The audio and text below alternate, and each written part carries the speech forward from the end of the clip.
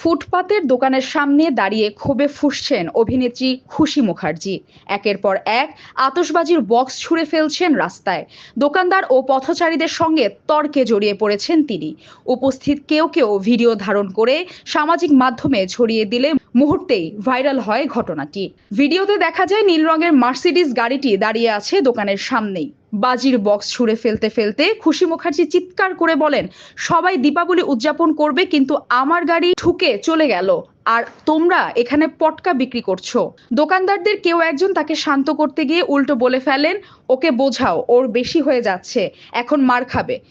মুহূর্তেই আরো উত্তেজনা ছড়িয়ে পড়ে চারপাশে। ভিডিওর অন্য অংশে দেখা যায় ঘটনাস্থলে উপস্থিত এক পুলিশ কর্মকর্তার সঙ্গে তর্ক করছেন খুশি। তিনি বলেন, আমার গাড়ি ঠুকে গেল রিকশাওয়ালা, আপনাদের 100 নম্বরে ফোন করেও কেউ ধরেনি, এটা চলবে?